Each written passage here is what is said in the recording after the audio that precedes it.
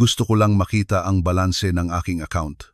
Ang kanyang boses ay mahina ngunit matatag, walang pag-aalinlangan, walang takot.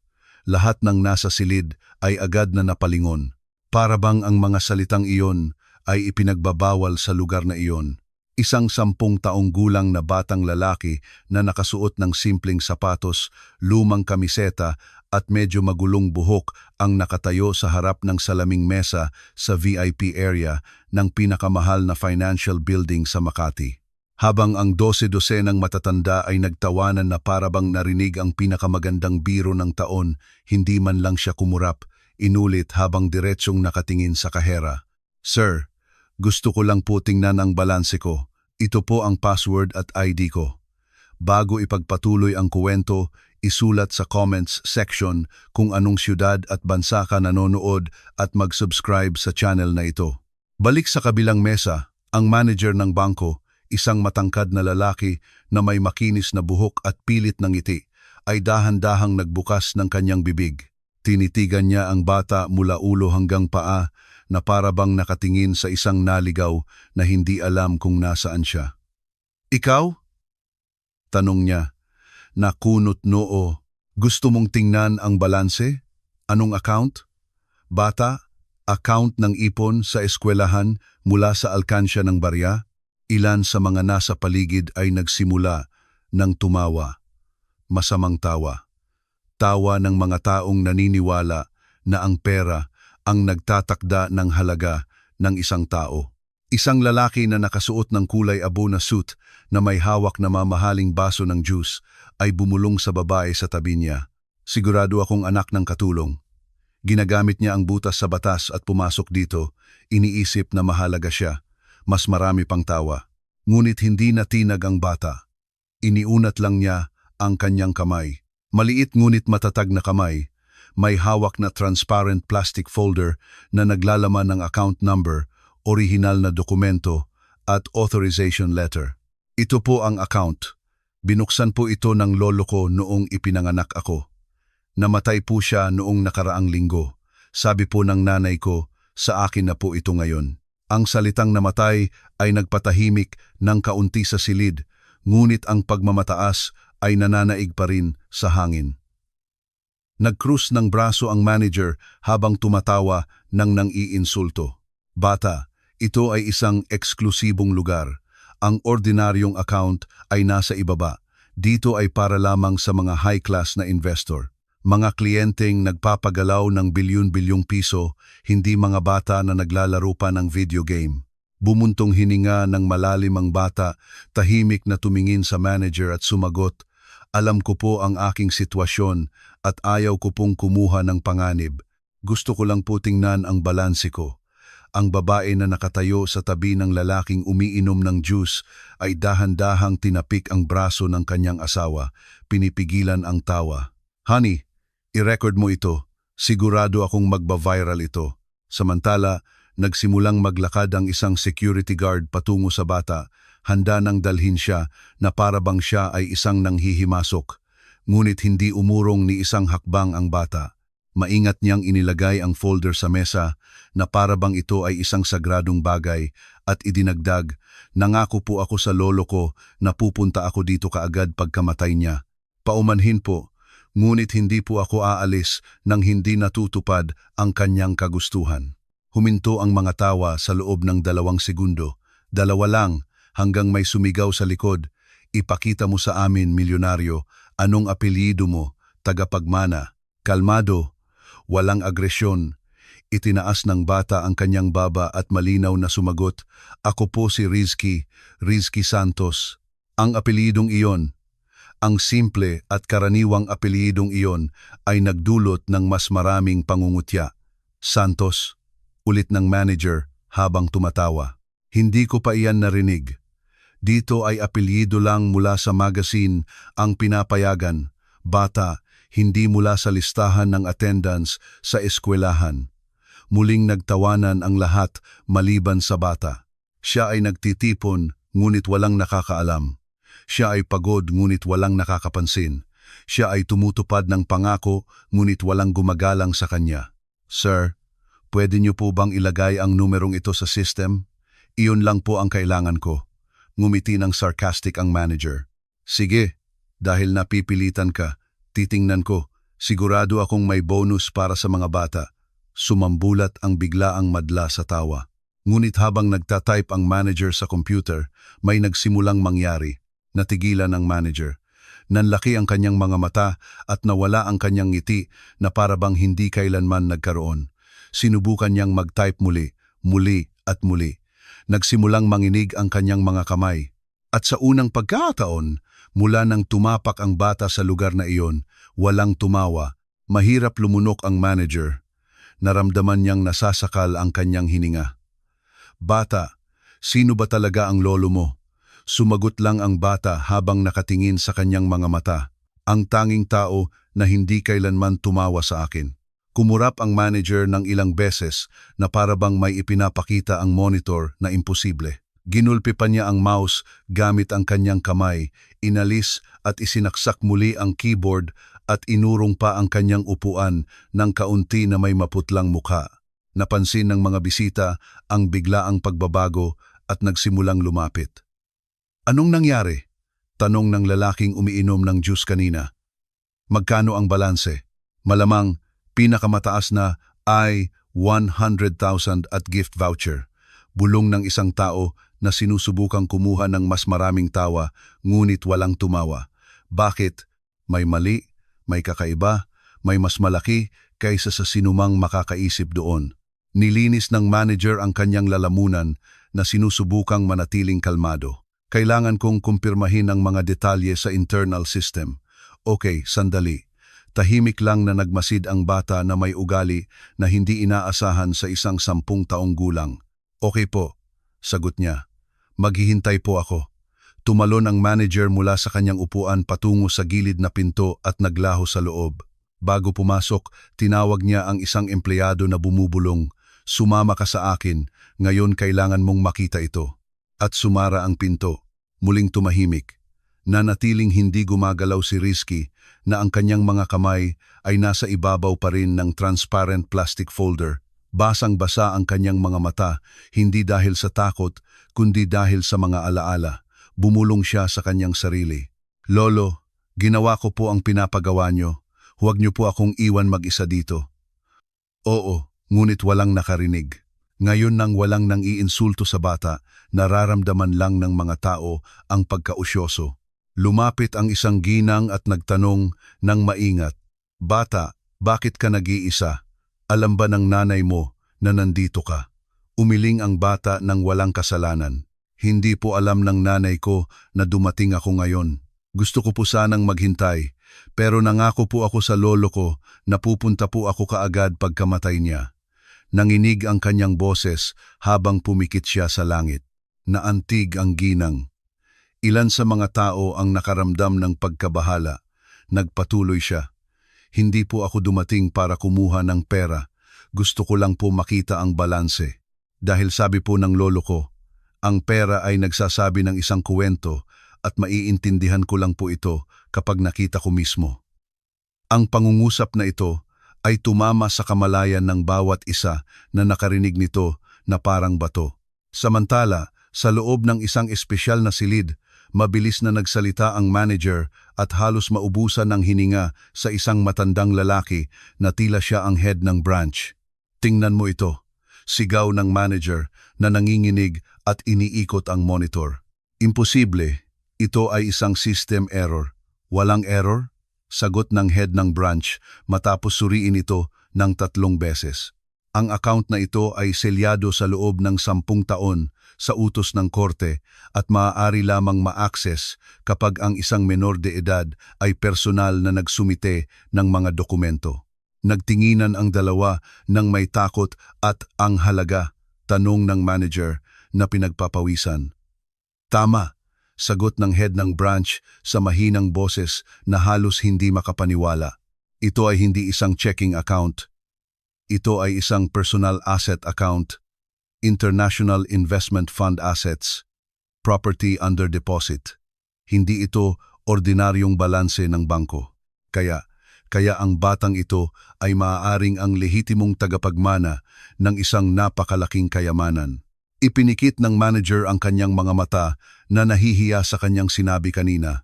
Sa labas, nagpatuloy ang katahimikan hanggang may isa sa mga bisita ang nagtanong, "Hoy, bata, alam mo ba kung magkano ang pera sa account na ito?"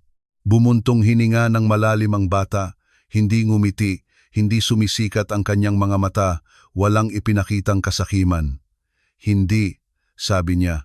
"Alam ko lang ang sinabi ng lolo ko kagabi bago matulog. Kapag sagana ang pera, ang puso ay dapat na mas malaki pa." Ilan ang yumuko sa kahihiyan nang hindi alam kung bakit. Di nagtagal, bumukas ng malakas ang pinto. Muling lumitaw ang manager. Ngayon ay talagang iba na. Seryosong mukha, magalang na tono, at hindi na mayabang. "Risky, pakiusap. Gusto mo bang sumama sa akin sa espesyal na silid?" Espesyal na silid? Ulit ng isang tao na hindi makapaniwala para sa isang bata. Ngunit sumagot ang manager habang matalim na nakatingin sa lahat. "Walang sino man dito ang may karapatang pagtawanan ng batang ito. At maniwala ka sa akin, wala isa man sa inyo ang mayroon ng kanyang taglay." Nagbago ang kapaligiran. Mas hinigpitan ni Risky ang hawak sa kanyang folder.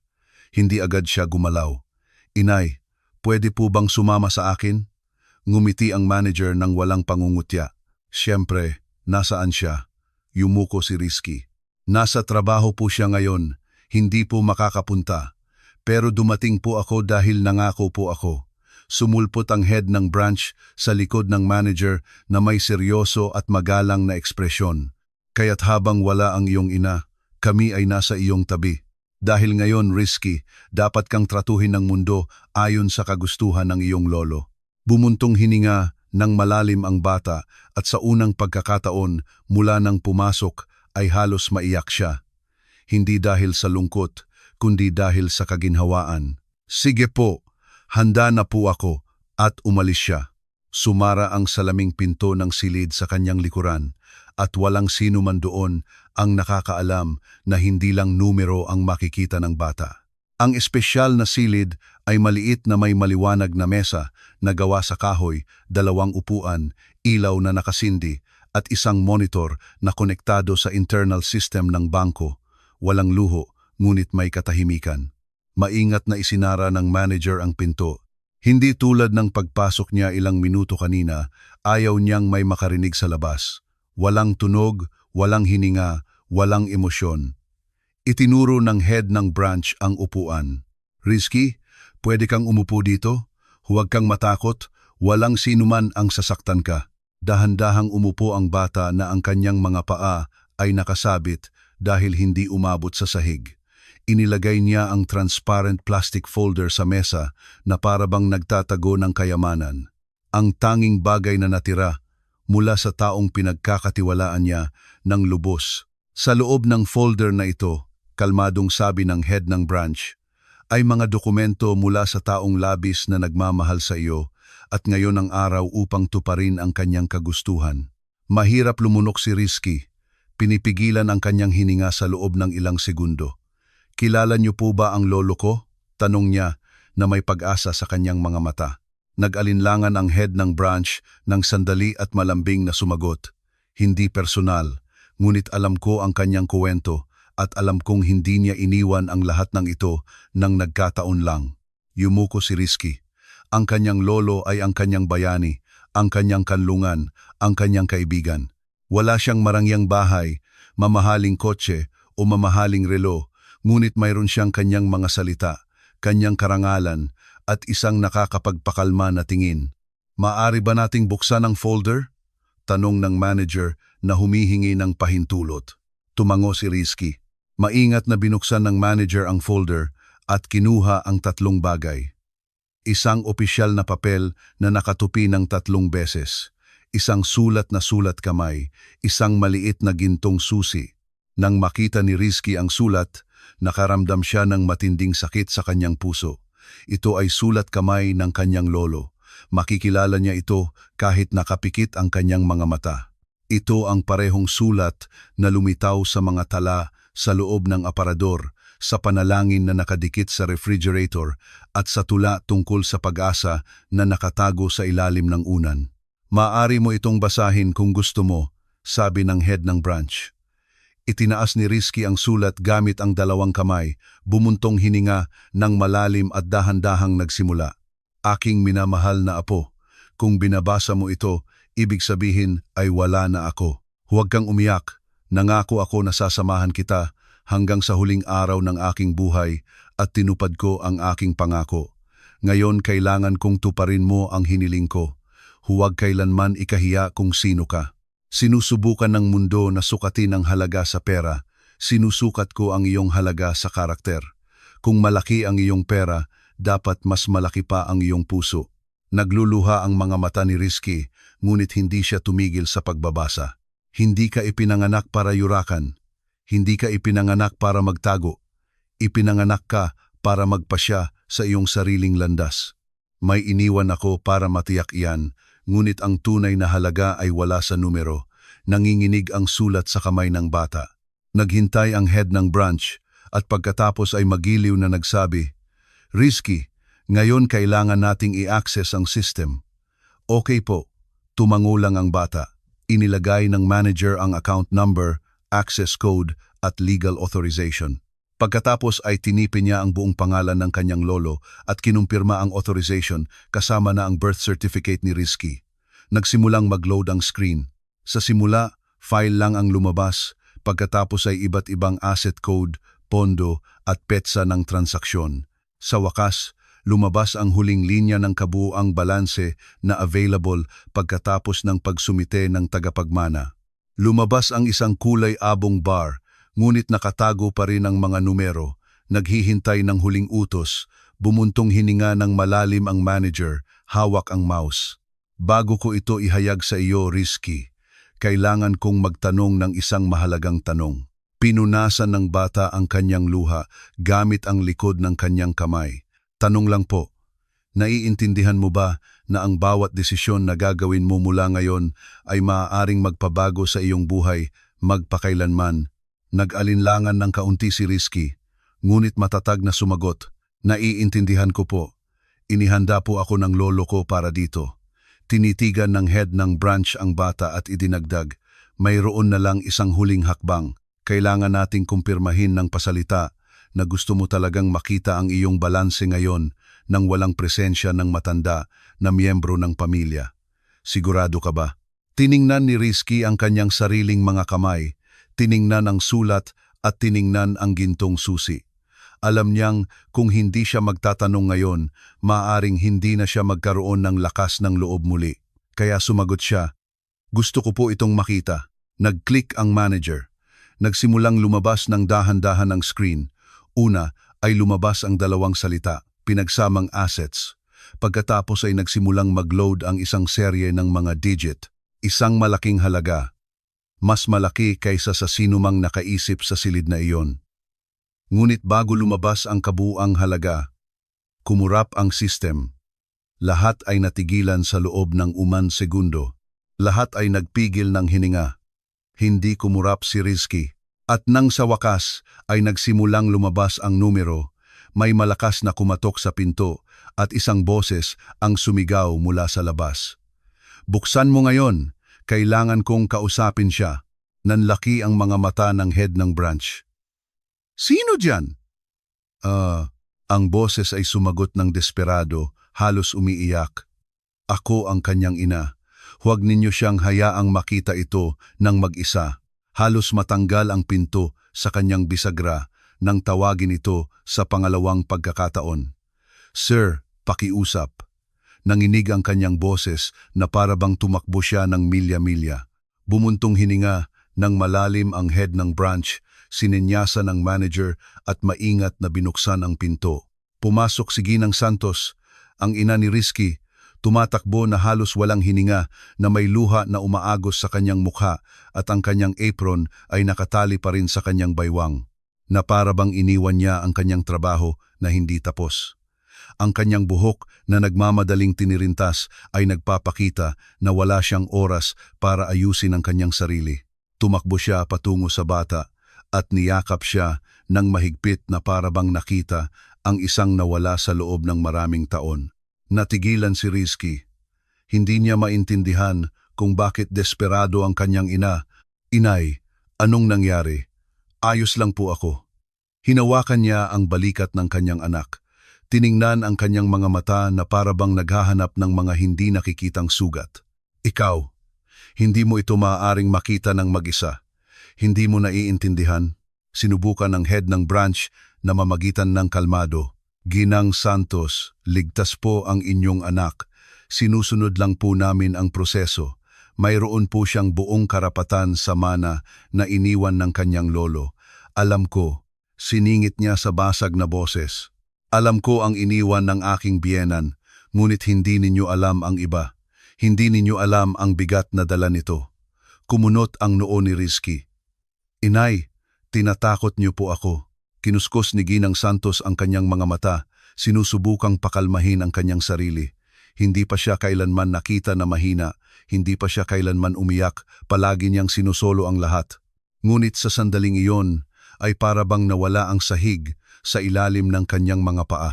Umupo siya, bumuntong hininga ng malalim at nagsabi, "Bago mo makita ang numero, kailangan mong malaman ang isang bagay na inilihim ko sa loob ng 10 taon. Isang bagay na kung kaya ko lang ibalik ang panahon, sasabihin ko sa iyo ng mas maaga." Nagbigay ng distansya ang head ng branch bilang paggalang. Litong-lito si Rizky. Balisa, "Inay, anong napakaseryoso?" Tiningnan ni Ginang Santos ang sulat ng lolo na nasa mesa. Ang parehong sulat na ipinagbawal niyang buksan ng bata bago ang tamang panahon. Ang parehong sulat na siya mismo ay walang lakas ng loob na basahin ng buo. Sa nanginginig na mga kamay, dahan-dahan siyang nagsalita. "Rizky, hindi lang pera ang iniwan ng lolo mo. Nag-iwan din siya ng responsibilidad at panganib. At sinubukan kitang protektahan mula doon, sa buong buhay mo." Mas lalong nalito si Rizky. Panganib mula saan? Mahirap lumunok si Ginang Santos. "Anak, ang dahilan kung bakit lumaki ka nang walang ama ay may kinalaman sa perang ito." Ganap na katahimikan. Maging ang aircon ay hindi gumalaw. Dahan-dahang sumandal ang head ng branch sa mesa. "Ginang, seryoso po ito. Kailangan niyo pong ipaliwanag." Kinuskos ni Ginang Santos ang kanyang dibdib na para bang sinusubukang pigilan ang kanyang puso. Hindi umalis ang ama ni Rizky sa sarili niyang kagustuhan. Naglaho siya matapos matuklasan kung ano talaga ang pag-aari ng kanyang ama, ang lolo ni Rizky. Nawalan ng kulay si Rizky. Naglaho? Paano? Nag-alinlangan si Ginang Santos at sumagot. Natuklasan niya na ang kayamanang iniwan ng lolo mo ay hindi kasing simple ng tila. May mga taong gusto ito. Mga taong hindi makatanggap na iniwan ng lolo mo ang lahat sa kanyang apo. Bumagsak ang head ng branch sa kanyang upuan. Ibig sabihin, hindi lang ito mana. Mas higit pa roon, matatag niyang sinabi. Ito ay isang hindi natapos na resolusyon ng problema. Dahan-dahang kinuyom ni Rizky ang kanyang mga kamay sa sulat. Palagi niyang iniisip na umalis lang ang kanyang ama, hindi makayanan ang kahirapan, sumuko sa kanyang pamilya. Ngayon, natuklasan niyang iba ang sitwasyon. "Inay, bakit hindi niyo po kailanman sinabi sa akin?" Sa wakas, pumatak ang luha. "Dahil gusto ko na magkaroon ka ng pagkabata, anak. Iyon lang. Ayaw kong mamuhay ka na laging lilingon sa likod tulad ng ginawa ng iyong ama." Nagpalitan ng tingin ang head ng branch na nag-aalala. "Ginang Santos, naglalaman ba ito ng panganib para sa inyo?" Tumango siya. "Kung ang halaga ay kasing laki ng iniisip ko, oo, may panganib. At ayaw kong malaman ito ng anak ko ng mag-isa." Tinitigan ni Rizky ang screen ng computer na kalahating loaded. Ang dambuhalang numero ay hindi pa ganap na lumalabas na para bang isang natutulog na halimaw na malapit ng magising. Bumuntong hininga nang malalim siya. "Inay, kailangan ko po itong makita. Iniwan po ito ng lolo para sa akin. Nagtiwala po siya sa akin." "Hindi po ako makatakas." Hinaplos ni Ginang Santos ang mukha ng kanyang anak na may halo ng lambing at takot. "Alam ko, anak, at dahil doon ay nasa tabi mo ako ngayon at magpakailanman." Pagkatapos nito, bumalik ang head ng branch sa kanyang upuan. "Maaari ba tayong magpatuloy?" Hinawakan ni Ginang Santos ang kamay ng kanyang anak. Maaari po. Lumapit ang manager sa screen. Inilagay ang cursor sa huling button. Risky, kapag nag-click ako, lalabas ang kabuuang halaga at mula ngayon ay walang magiging pareho. Sigurado ka ba? Bumuntong hininga ng malalim ang bata at matatag na sumagot. Opo. Nag-click ang manager. Nagsimulang lumabas ang isang kamangha-manghang numero na patuloy na lumalaki ng walang katapusan. Tinakpan ni Ginang Santos ang kanyang bibig sa gulat hanggang ang kalahating bukas na pinto ay biglang bumukas ng malawak at isang matangkad na lalaki na may takot na mukha ang pumasok na walang hininga na sumisigaw, "Tigilan nyo! Huwag ninyong ipakita ang balanse." Dahan-dahang lumingon si Ginang Santos at ang kanyang boses ay halos hindi marinig. Imposible. Naramdaman ni Risky na halos hindi niya kayang tumayo dahil ang lalaking nakatayo sa harap nila ay ang tanging tao na akala niya ay patay na. Natigilan ang buong silid. Bumalik ng isang hakbang ang head ng branch nang hindi namamalayan. Natigilan ang manager na ang kanyang kamay ay malapit pa rin sa keyboard. Kailangan ng ina ni Risky ng ilang segundo para makahinga muli. Ang lalaking nakatayo sa pinto ay maputla sa takot. Ang kanyang dibdib ay bumubuka at sumasara na parabang tumakbo siya ng matagal. Ang kanyang manipis na balbas ay nagpapakita ng mga gabing walang tulog. Ang kanyang simpleng damit ay nagpapakita na hindi siya angkop sa lugar na puno ng aircon, marmol at automatikong pinto. Gayunpaman, isinasalaysay ng kanyang mga mata ang buong kwento. Huwag ninyong ipakita ang balanse. Pakiusap, ulit niya ngayon sa mas mahinang boses, halos isang desperadong pagsamo. Natigilan si Risky, hindi tumugon ang kanyang katawan, ngunit kinilala ng kanyang mga mata ang isang pamilyar na bagay. Bagamat hindi niya naiintindihan kung paano inilagay ni Ginang Santos ang kanyang kamay sa kanyang dibdib, naramdaman niyang umiikot ang sahig. Hindi ako makapaniwala dito. Nauutal siya habang muling umaagos ang luha. Tiningnan muna ng lalaki si Ginang Santos, pagkatapos ay si Risky. At nang magtagpo ang kanilang mga tingin, isang hindi komportableng katahimikan ang pumuno sa silid. Para bang sila lang ang nandoon. Dahan-dahang humakbang ang lalaki. Isa pang hakbang, huminto siya 3 hakbang mula sa bata. "Risky?" tanong niya na halos umiiyak. Mahirap lumunok ang bata. Paano po ninyo nalaman ang pangalan ko?" Sinubukan ni Ginang Santos na magsalita, ngunit walang boses ang lumabas. Walang tigil na umaagos ang luha sa kanyang mukha. Ipinikit ng lalaki ang kanyang mga mata ng isang segundo, bumuntong hininga ng malalim na parabang pinipigilan ang sakit na dala niya sa loob ng maraming taon. Nang buksan niya ang mga ito, sinabi niya sa putol-putol na boses, "Dahil ako ang iyong ama." Naramdaman ni Risky na nanghihina ang kanyang mga paa. Ang lupa ay tila lumalayo sa kanya. Naghanap siya ng mahawakan, ngunit ang kanyang sariling takot lang ang nakita niya. "Ama, ako?" tanong niya ng dahan-dahan, na parabang ang salitang iyon ay tila banyaga. Tumango ang lalaki na may luha na umaagos sa kanyang pisngi. "Hindi kita kailanman iniwan, anak, hindi kailanman. At alam kong lumaki ka na naniniwala doon, ngunit hindi iyon totoo." Tinakpan ni Ginang Santos ang kanyang mukha gamit ang kanyang 2 kamay. Nag-aalalang tiningnan ng head ng branch ang security guard. Hindi alam ng manager kung dapat ba niyang i-off ang computer o tumawag ng kung sino. Naramdaman ni Risky ang lahat ng sabay-sabay. Galit, kaginhawaan, pagkausyoso, pagkadismaya, pagkaulila, nang hindi man lang alam kung maaari niyang maramdaman ang pagkaulila sa isang taong hindi niya lubos na naaalala. Bumuntong hininga, nang malalim siya na may mga mata na puno ng luha at nagsabi, "Kung kayo po ang ama ko, bakit po kayo naglaho?" Yumuko ang lalaki na parabang tumagos sa kanyang dibdib ang tanong. "Ako." Nagsimula siyang magsalita, ngunit basag ang kanyang boses. Bumuntong hininga nang malalim siya at muling sinubukan. "Pinagbantaan ako, hindi ako makatira. Hindi ko kayo maaaring isapanganib. Alam ng lolo mo. Dahil doon ay ginawa niya ang kanyang ginawa. Ang pera ay hindi ang regalo. Iyon ang dahilan ng panganib. Pinunasan ni Ginang Santos ang kanyang pisngi at sa wakas ay nakapagsalita. Dapat nagtiwala ka sa akin. Dapat hinarap natin ito ng magkasama. Sabi niya na may sakit, hindi galit.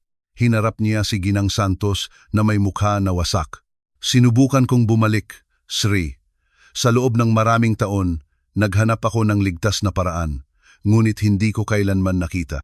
Nalaman ko lang na namatay ang iyong ama nang hanapin ko siya at napagtanto kong ubos na ang oras. Muli siyang tumingin sa bata. Dumating ako ngayon dahil narinig ko na ipapakita ang balanse. Kung lalabas ang numero, maaring may mga mapanganib na tao na naghahanap ng may-ari. Hindi ko maaring hayaang harapin ng aking anak ang parehong panganib tulad ko.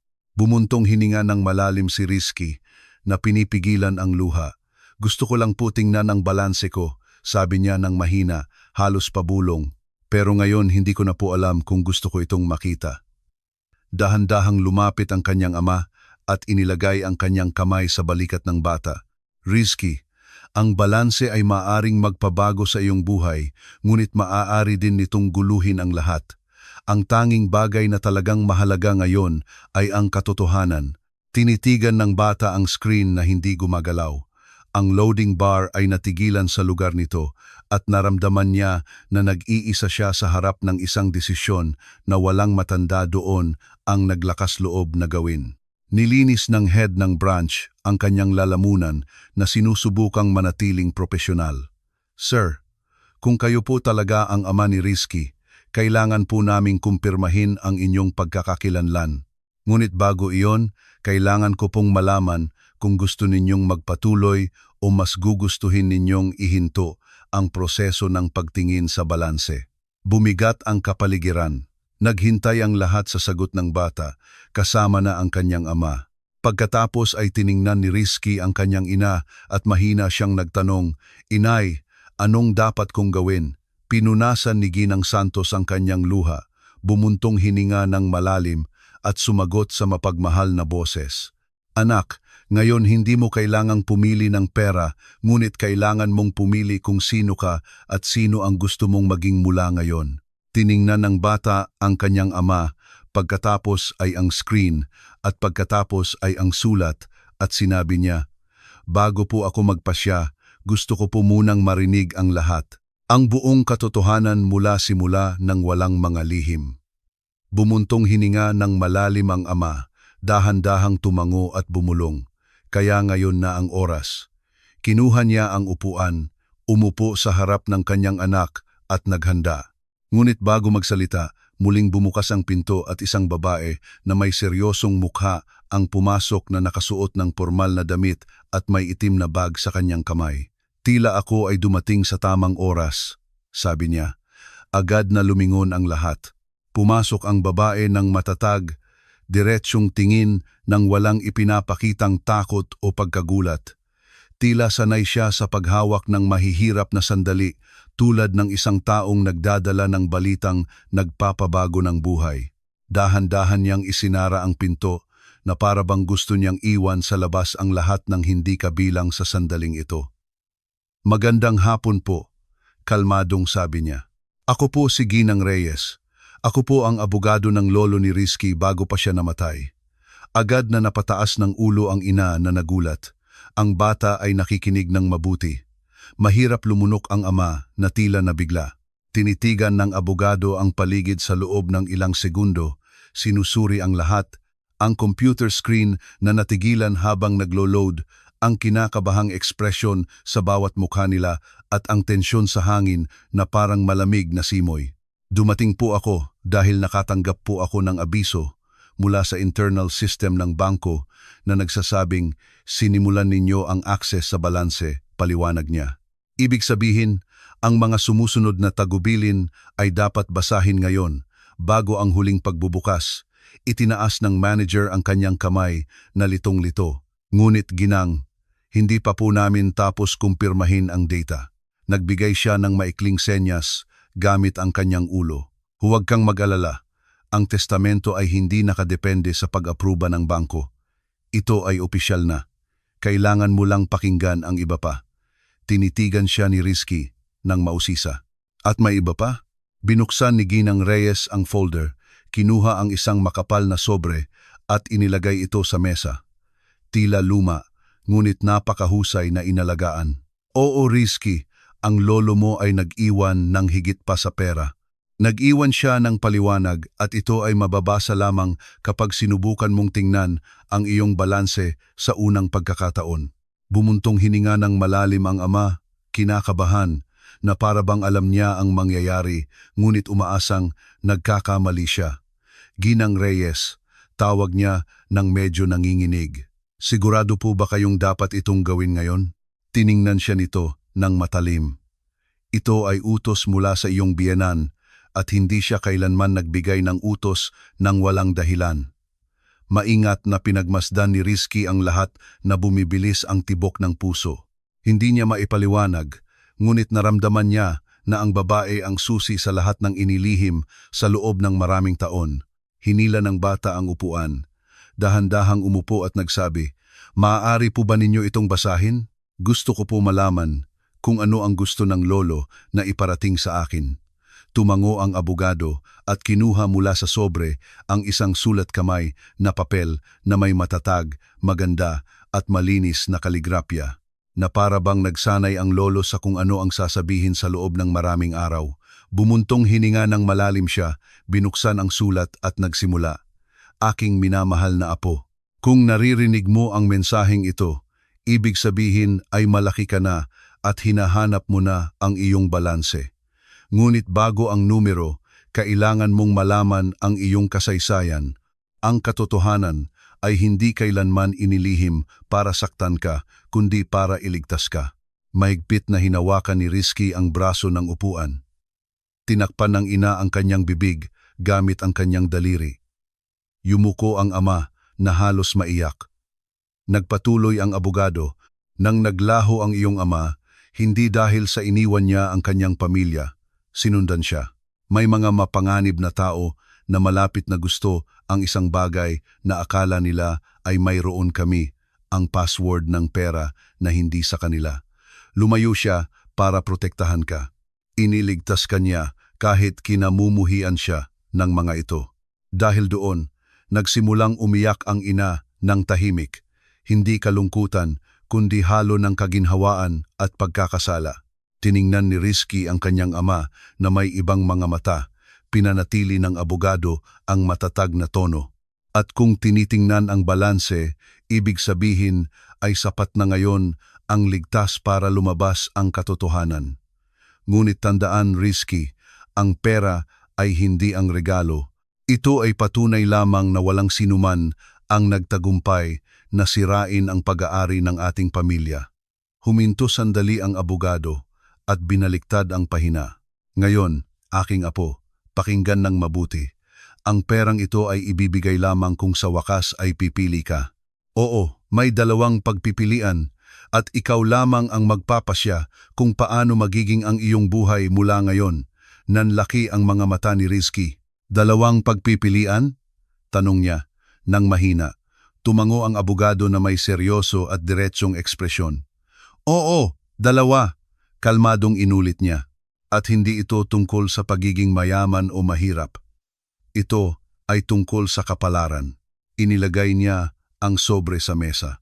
Matatalim na tinitigan ng tatlo na para bang masyadong mapanganib kahit hawakan. Pagkatapos ay idinagdag niya, "Ang iyong desisyon ay kinasasangkutan ng higit pa sa pera. At bago ihayag kung ano ang mga pagpipilian, kailangan kong sabihin na ang lolo ay nag-iwan ng isang huling recording na nakatago sa bank system upang ipakita. Ngayon, mahirap lumunok ang manager." Eksakto, tulad ngayon. Lahat ay natigilan, na para bang naroon pa rin ang lolo na kinokontrol ang kapalaran. Maging pagkatapos ng kanyang kamatayan, ang abogado ay lumingon sa manager at matatag na nagsabi, "Pakiusap, buksan ang file, video ng testamento, huling yugto." Ikinumpas ng lalaki ang kanyang mga daliri na nanginginig ang mga kamay. Naging itim ang screen at lumabas ang isang malalim, mabagal at emosyonal na boses. Kung naririnig ninyo ito, umupo kayo. Ang sasabihin ko ay magpapabago ng lahat. Naging ganap na itim ang screen sa loob ng ilang segundo. Kinuyom ni Rizky ang kanyang mga kamay sa pagitan ng kanyang mga binti, na para bang sinusubukang pigilan ang kanyang puso. Yumuko ang ina na naghanda para sa pinakamasama. Bumuntong hininga ng malalim ang ama, na para bang humaharap sa isang nakaraan na hindi kailanman mailibing. Pagkatapos sa wakas ay lumabas ang larawan. Nakaupo ang lolo sa isang simpleng upuan na nakasuot ng ordinaryong damit ng walang mamahaling relo, ng walang marangyang bahay sa likuran niya, tanging mahinang ilaw ang nagpapaliwanag sa kanyang mukha. Mas payat siya kaysa sa mga larawan, ngunit may tingin na puno ng katotohanan, ang parehong tingin na mayroon si Rizky. At nagsimula siyang magsalita na para bang nabubuhay siya sa mismong sandaling iyon. Kung nakikita ninyo ito, ibig sabihin ay sapat na ang edad ng aking apo para maintindihan ang katotohanan at ang aking anak ay hindi na kailangang tumakas. Ipinikit ng ama ang kanyang mga mata at mahirap lumunok. Nagpatuloy ang boses ng walang galit, ng walang pagsigaw, ngunit may bigat na imposibleng baliwalain. Hindi ko kailanman hinangad na sino man dito ay maging alipin ng pera. Maraming bagay ang mabibili, ngunit mas marami pa ang masisira kapag nahulog sa maling kamay. At nakita na ninyo iyan, anak ko, nagsisisi ako na hindi ko kayo nakitang lumaki. Ipinanalangin ko na protektahan kayo, ngunit hindi kailanman na maging katulad namin. Iba kayo. Kayo ang mabuting bahagi ng pamilyang ito at dahil doon, kayo lang ang makakapili. Umiyak ang ina ng tahimik. Nanginginig ang ama na namumula ang mukha, pinipigilan ang luha na may sugat na dignidad. Pagkatapos ay itinaas ng lolo ang isang bagay sa kanyang kamay, isang maliit na card na may code sa likuran. Ang card na ito ang magbubukas ng huling vault. Sa loob nito ay isang sobre na naglalaman ng iyong desisyon. Ngunit kailangan mo munang pakinggan ng mabuti kung ano ang pinili mo. Itinaas niya ang isang daliri na parang guro na nagtuturo ng dahan-dahan. Unang pagpipilian, maaari mong tanggapin ang buong halaga. Ikaw ay magiging milyonaryo bilang bata, ngunit hindi ka na kailanman magkakaroon ng normal na buhay muli. Maraming tao ang susubukang lumapit sa iyo. Samantalahin ka, linlangin ka, magkakaroon ka ng pera at maaaring mawalan ng kapayapaan. Pangalawang pagpipilian, ang pera ay ilalagay sa isang lihim na pamumuhunan. Ma-access mo lang ito kapag ikaw ay 21 taong gulang, ngunit may proteksyon, pagsubaybay, gabay, at kapanahunan upang hindi ka maging madaling target. Lahat ay legal at ligtas. Natigilan si Rizky. Muling bumuntong hininga ng malalim ang lolo. Pangatlong pagpipilian, maaari mong tanggihan ang pera. Ito ay magpapalaya sa iyo mula sa lahat ng dinala ng manang ito, magpapalaya sa iyo mula sa mga pagkakamali ng ating pamilya at mula sa mga tingin na laging nagbabantay sa hindi sa kanila. Nanlaki ang mga mata ng bata. Tatlong pagpipilian, walang madali. Pagkatapos ay lumingon ang lolo sa gilid, bumuntong hininga ng malalim at idinagdag, ngunit bago pumili, kailangan mong pakinggan ang taong hindi kailanman nagkaroon ng boses. Ang iyong ama. Tinakpan ng ina ang kanyang bibig gamit ang kanyang mga kamay. Yumuko ang ama na talunan. Ito ay ang ama na nakaupo sa loob ng kotse na mabilis na nagsasalita, mas payat pa na may pagod na mga mata na nakatingin sa paligid ng may takot. Anak, kung isang araw ay makikita mo ito, kailangan mong malaman na hindi kita kailanman iniwan. Naglaho ako dahil sinubukan nila akong gamitin para nakawin ang pera ng iyong lolo. Naglaho ako para iligtas ka. Ang sabi nila noong araw na iyon ay maglaho ako o sisirain ka nila. Pinili kong maglaho dahil mahal kita higit pa sa aking buhay. Basag ang kanyang boses sa dulo. Sa pagkakataong ito, humagulgol na talaga ang ina. Nagsimulang umiyak ang bata ng mag-isa. Tahimik na sinusubukang pigilan ang luha. Nagtapos ang ama Kung isang araw ay mapatawad mo ako, nanalo na ako ng higit pa sa anumang kayamanan. Naging itim ang screen, tumahimik ang silid, walang humihinga.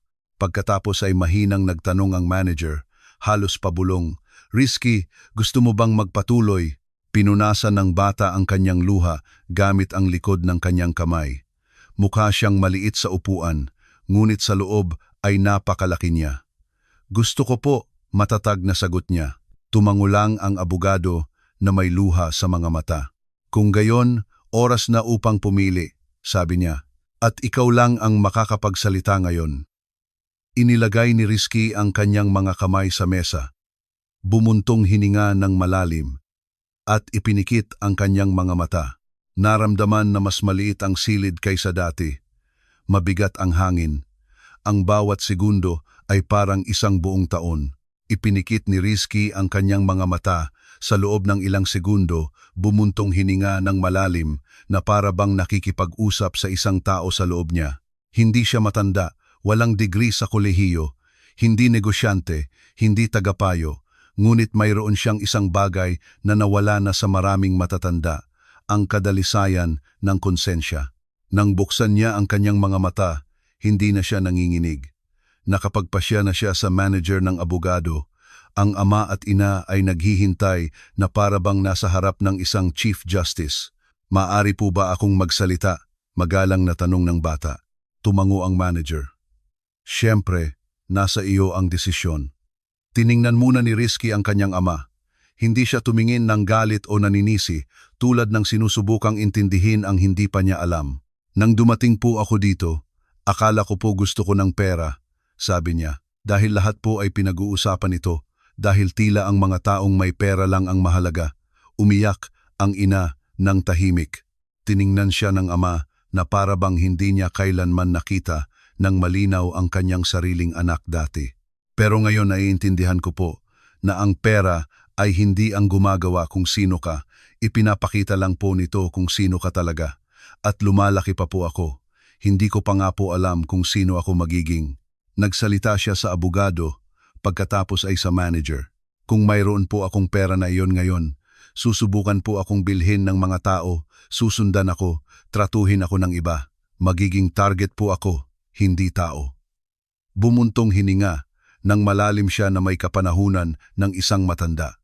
"Kaya ayaw ko pong yumaman ngayon. Gusto ko po munang maging bata. Isang maganda at tapat na katahimikan." Sumandal ang manager. "Kaya ano ang desisyon mo?" Sumilaw ang mga mata ni Risky, ngunit nang walang pag-aalinlangan. "Pinili ko po ang pangalawang pagpipilian.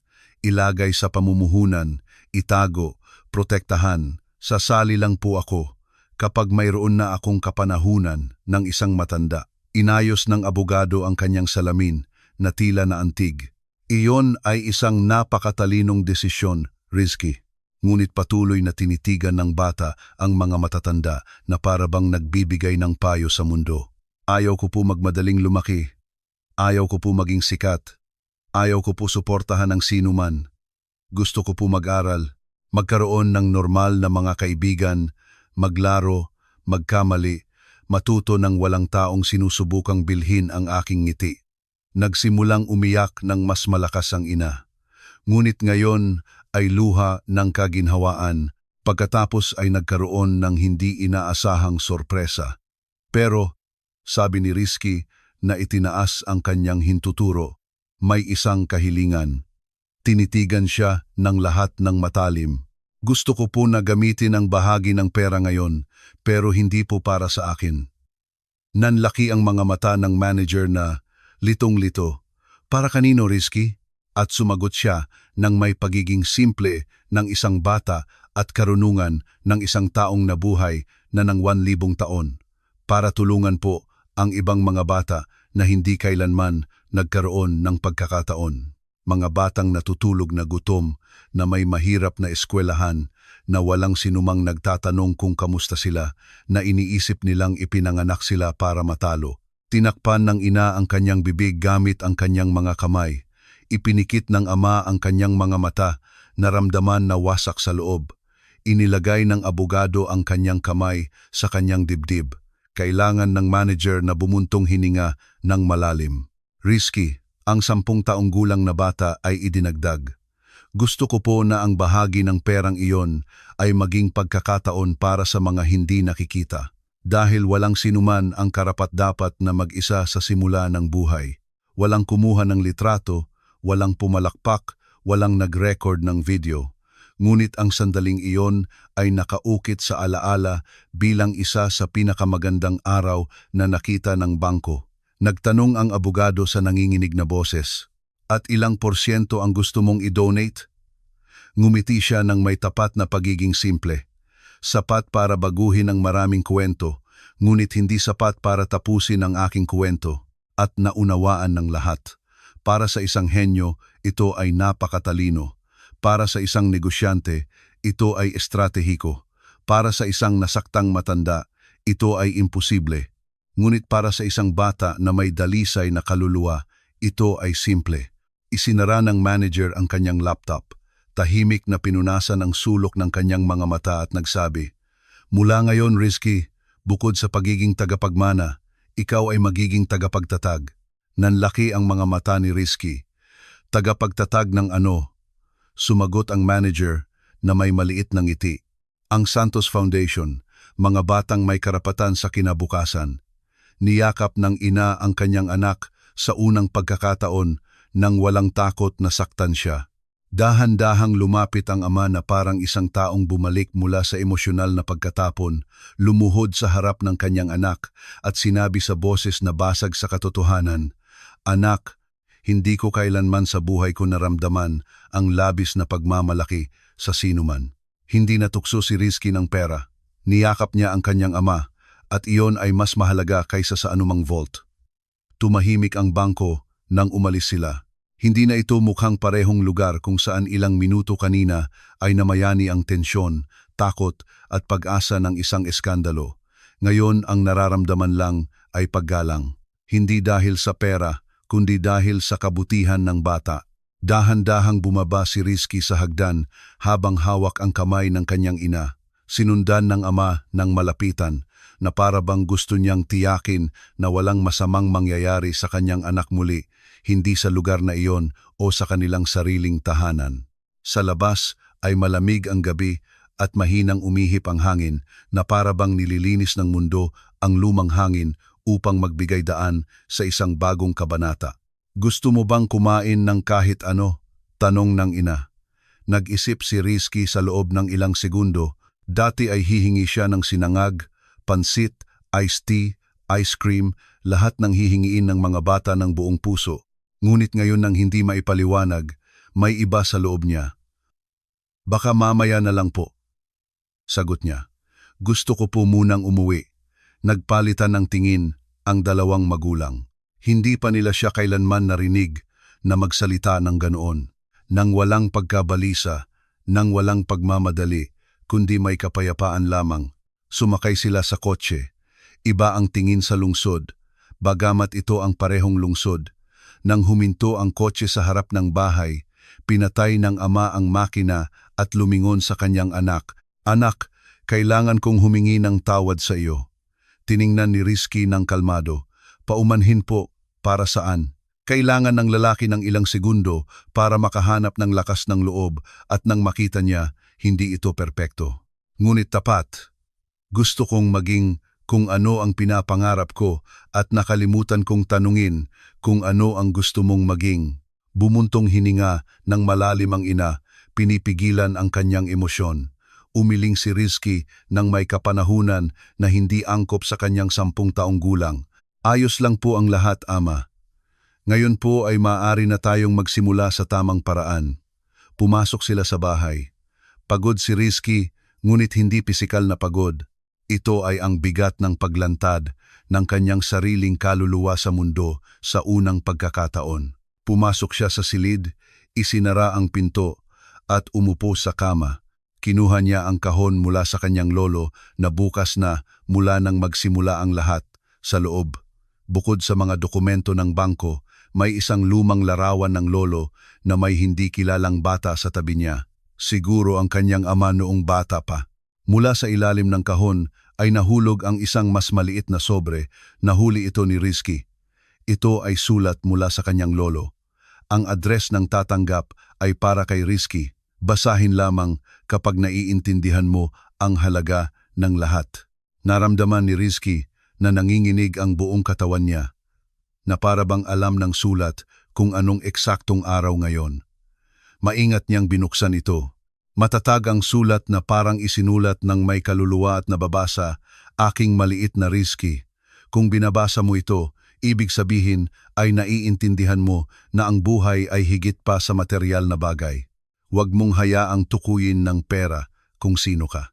Gamitin lamang kapag alam mo kung paano ingatan ang hindi kayang bilhin ng sinuman, karakter, tapang at pagmamahal. Ipinikit ni Rizky ang kanyang mga mata sa loob ng ilang segundo. Sa papel ay nagpatuloy. At kapag naramdaman na mabigat ang mundo, tandaan na ang pusong tumutulong ay mas mahalaga kaysa sa kamay na humahawak. Ang mga salita ay tila nabubuhay, na parabang ang kanyang lolo ay nakaupo doon sa tabi niya. Sa wakas ay may isang pangungusap na isinulat na may mas matinding diin. Ang kayamanan ay kasangkapan lamang.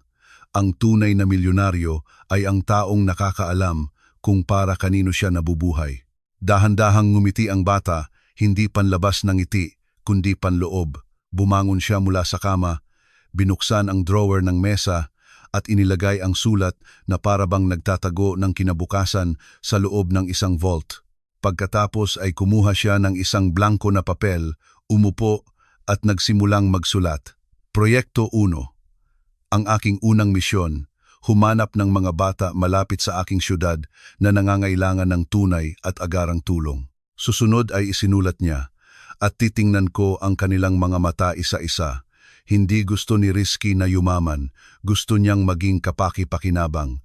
Sa sala, dahan-dahang nag-uusap ang ama at ina sa unang pagkakataon nang walang nag-aaway, nang walang nagagalit, nang walang nagtatalo kung sino ang tama. Nag-uusap sila tungkol sa kinabukasan, hindi tungkol sa kahihiyan o takot. Nang lumabas si Rizky sa silid, halos nagulat ang kanyang ama. "Ayos lang ba ang lahat, anak?" Ngumiti si Rizky. "Ayos po, kailangan ko lang po ng 3 bagay, ama." "Ano?" "Isang notebook, lapis, at isang taong naniniwala sa akin." Mahirap lumunok ang ama. "Mayroon ka ng lahat ng iyan at may pamilya ka rin." Lumapit si Rizky, inilagay ang notebook sa mesa at nagsabi, "Gusto ko pong magsimula ng isang malaking bagay, pero una ay isang maliit na bagay. Gusto ko pong tulungan ang isang bata bago ko po matulungan ang buong mundo. Matutulungan niyo po ba akong mahanap ang una?" Bumuntong hininga ng malalim ang ama at sumagot na pinipigilan ang luha, "Tutulungan kitang mahanap ang lahat." At iyon ang sandali nang sa wakas ay naintindihan ng ama na hindi niya nawala ang kanyang anak. Kakuha lang niya ito. Kinabukasan, iba ang tingin sa bahay. Walang sigawan o takbuhan. Walang mabigat na kapaligiran mula sa nakaraan. Ito ang unang pagkakataon na kumatok ang ama sa pinto ng silid at hindi lang pumasok para magsalita, kundi pumasok na nagtatanong, "Maaari?" Ngumiti ng tipid si Rizky. "Opo, ama." Dahan-dahang pumasok ang lalaki, may dalang bag na may laman. "Nagdala ako ng isang bagay para sa iyo. Sa tingin ko, oras na." Ito ay isang bagong backpack, simple at itim na walang mamahaling brand. Ngunit makabuluhan ito, para kapag pupunta ka para tulungan ang isang tao, sabi ng ama. Bawat misyon ay nangangailangan ng backpack. Isinukbit ni Rizky sa kanyang likod at tumawa ng bahagya. "Ngayon, mukha na po talaga akong tunay na superhero." Sumagot ang ama, "Hindi ka lang mukha, ikaw ay isang superhero." Sumulpot din ang ina dinagtagal na may nakahanda ng hapagkainan, isang bagay na hindi nangyari sa loob ng maraming taon. Toast, prutas, mainit na chocolate milk at isang tala sa gitna. Ang pinakadakilang yaman na mayroon ay ang ginagawa natin sa ating nararamdaman. Nagbasa si Rizky, huminga at nagsalita. "Pagkatapos ng agahan, gusto ko po lumabas para humanap ng taong nangangailangan ng tulong." Sumang-ayon ang 2 magulang. Ngunit bago umalis, Pumunta si Rizky sa pasilyo kung saan may litrato ng kanyang lolo na may malawak na ngiti. Ang ngiti ng isang taong nakaintindi na ng buhay. Inilagay niya ang kanyang kamay sa frame at mahinang nagsabi, "Salamat po, Lolo. Rerespetuhin ko po." Nang lumabas sila sa kalsada, naramdaman na mas malaki ang mundo, mas buhay, mas puno ng posibilidad. Habang naglalakad sila, nagtanong ang ama, "Paano natin mahahanap ang unang batang ito?" Sumagot si Rizky nang hindi nag-iisip, "Ipinapakita sa iyo ng buhay kapag tiningnan mo sa tamang lugar." At pinatunayan niya iyon. Sa parke ng syudad, may isang maliit na batang babae na nakaupo sa bangko na may punit na uniforme ng eskwelahan at isang lumang notebook sa kanyang kandungan. Dahan-dahan niyang binaliktad ang mga pahina na para bang sinusubukang intindihin ang problema, ngunit wala siyang lapis. Lumapit si Rizky. "Kumusta ka?" sabi niya na nakangiti. Dahan-dahang tinaas ng batang babae ang kanyang tingin, hindi sanay sa atensyon. "Kumusta po? Sinusubukan ko pong gawin ang takdang aralin ko, pero wala po akong lapis at hindi po ako makauwi ngayon dahil wala pong tao sa bahay." Tiningnan ni Rizky ang kanyang mga magulang. Hindi siya humingi ng isang sensasyonal na bagay. Hindi niya ginawang drama ang sitwasyon. Hindi siya naawa sa sinuman. Nagpakita siya ng empatiya. Kinuha niya mula sa kanyang backpack ang unang bagay na inilagay niya kaninang umaga. Isang bagong pencil case na may lapis, pambura at pantasa. "Ayan," sabi niya, "ngayon matatapos mo na." Hawak ng batang babae gamit ang kanyang dalawang kamay. Hindi makapaniwala. "Totoo po ito, siyempre, pero may isang kondisyon," sabi ni Rizky sa matatag at pang-adultong boses. Mahirap lumunok ang batang babae. Ngumiti ng tipid si Rizky. "Kapag malaki ka na, tulungan mo rin ang isang tao." Tumango ang batang babae na may luha sa mga mata. Ang ama at ina ay pinagmasdan ang lahat mula sa malayo, pinipigilan ang luha hindi dahil sa pera, kundi dahil sa lalaking nagiging anak nila. Habang naglalakad sila pauwi, malapit nang lumubog ang araw. Inilagay ng ama ang kanyang kamay sa balikat ng kanyang anak at nagsabi, "Ngayon, naiintindihan ko, Rizky, hindi ka ipinanganak para lang maging milyonaryo. Ipinanganak ka para maging isang tao na hindi kailanman malilimutan ng mundo." Bumuntong hininga ng malalim si Rizky, naramdaman ang hangin sa kanyang mukha. Palaging sinasabi ng lolo na ang pera ay mahalaga lang kung makakatulong ito sa isang tao na makatulog ng mas mahimbing sa pagtatapos ng araw. Ngayong gabi ay mas makakatulog ng mas mahimbing ang isang tao, at iyon ang sandali nang napagtanto ng ama na hindi binago ng pera ang bata. Binago ng bata ang kahulugan ng pera. Nang makauwi sila, bumalik si Rizky sa kanyang notebook at isinulat sa pabalat, "Proyekto Pamana, isang kasaysayan." At sa unang linya, ang mayayaman ay hindi ang mga maraming mayroon. Ang mayayaman ay ang mga nagpaparami ng kabutihan. Isinara niya ang libro, inilagay ang lapis sa tabi at mahinang nagsabi, "Ito ay simula pa lamang. Kung naantig ang kuwentong ito sa iyong puso, bago umalis ay gawin ang 3 bagay. Isulat sa komento, 'Gusto kong gumawa ng kabutihan.' Mag-subscribe sa channel na ito dahil mas aantigin pa ang iyong puso ng susunod na kuwento."